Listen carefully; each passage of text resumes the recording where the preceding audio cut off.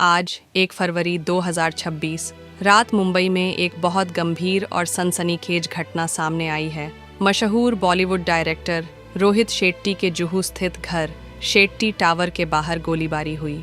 इस मामले ने न सिर्फ मनोरंजन जगत बल्कि पूरी इंडस्ट्री और आम जनता को चौंका दिया है।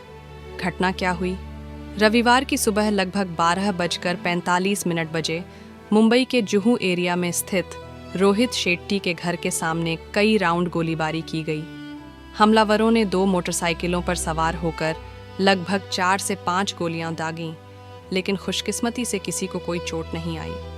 गोलियां मुख्यतः घर की बाहरी दीवार और पास के इलाके की तरफ चलीं।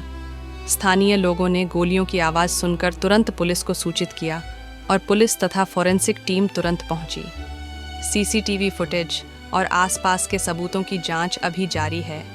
किसने लिया जिम्मेदारी? सबसे बड़ा शॉकिंग अपडेट ये है कि इस गोलीबारी की जिम्मेदारी कुख्यात underworld gang Lawrence Bishnoi gang ने ली है।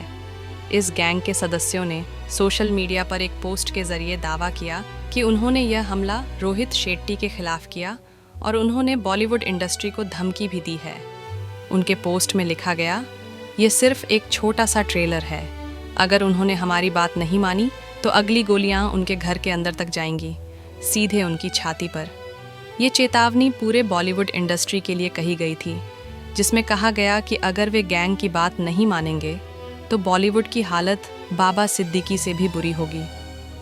ये धमकी बेहद गंभीर मानी जा रही है, क्योंकि बिश्नोई गैंग पहले भी कई हाई प्रोफाइल मामलों में फंसी रही है।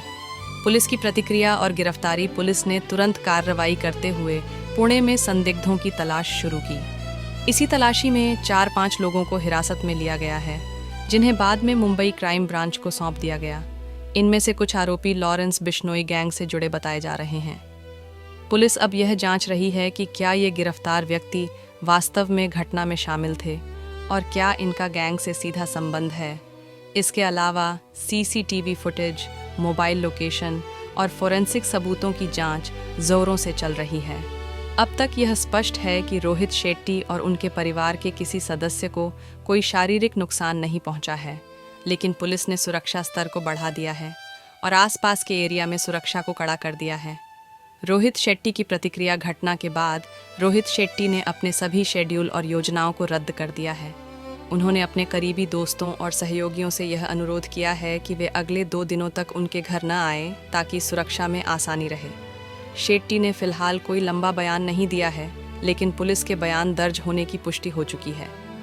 सुरक्षा एजेंसियां उनकी सुरक्षा बढ़ाने पर विचार कर रही हैं।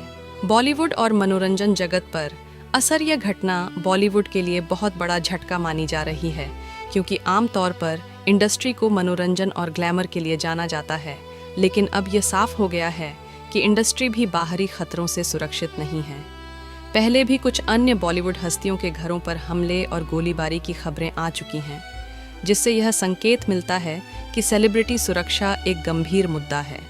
बॉलीवुड कलाकार और निर्देशकों में चिंता की लहर है और कई सेलेब्स ने सोशल मीडिया पर अपनी चिंता व्यक्त की है कि कलाकारों की सुरक्षा और सम्मान की रक्षा होनी चाहिए।